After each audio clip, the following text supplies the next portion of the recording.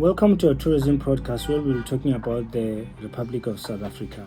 South Africa is a country that has history starting from pre-colonial areas to where we are today, and there are different types of people who came into South Africa, different types of missionaries, explorers, the likes of your Vasco da Gama, the likes of your Bartholomew Diaz, the likes of Jan van Riebeeck, and many others. So the history of South Africa is very interesting. Within South Africa, we have got different types of individuals who served as presidents from 1961 up until where we are today. It's very interesting of note. But now we're going to be talking about the different types of tourism attractions that we find in South Africa, the different types of groups that are here, and the different types of cuisines and different types of practices that are done in South Africa.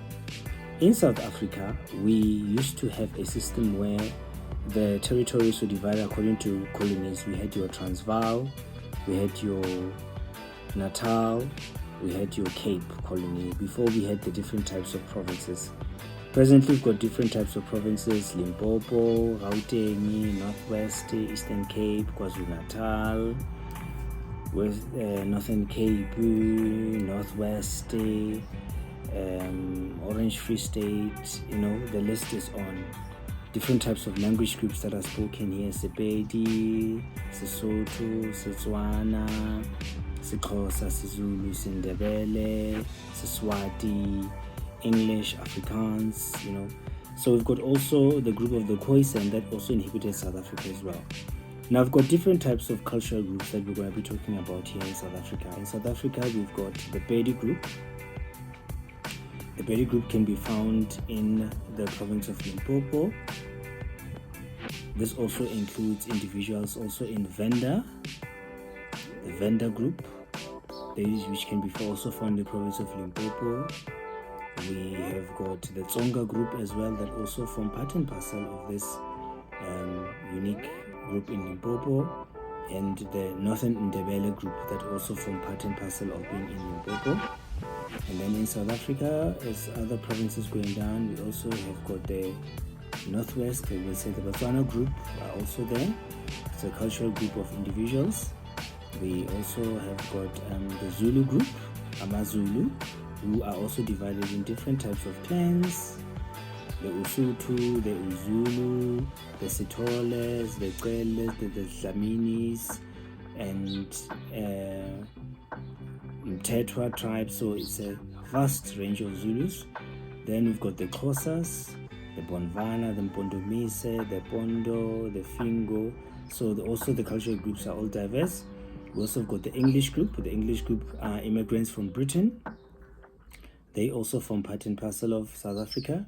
And we also have got the Boers, the Afrikaners, Dutch settlers, descendants of Dutch European settlers who came, who also contributed, also made sure that they also contribute in all walks of life. In the state of South Africa, we've got the Swati group that also form part and parcel of South Africa under King Swati, who are doing very well. We also have got your Ndebele group, the Southern Ndebele Mapondomise, Omampokoro, Ngumbumra Tange Jem, or Ngumbumra Tange Perekisi. And we also have got your colored group that also belong to the Khoi group. So South Africa is a country with different types of cultural backgrounds or diversity, hence they call it the Nemboration. And our national anthem was composed by Enoch Sontonga and C.J. Langerhoven, which says Nkosi Sikelel' Africa, and it's got different types of lyrics and composing of different types of languages to accommodate different types of cultures. The South African flag has also been changed from the Union Jack flag. We now have a South African flag that is unique, that promotes the Rainbow Nation. Of course, South Africa has got different types of attractions within the different types of provinces. We've got different types of communities where people get to dwell. Each province has got its own advantages and disadvantages. You must also expect that, like any other country, it's got its own challenges in terms of politics, in terms of crime, in terms of the economics of the area.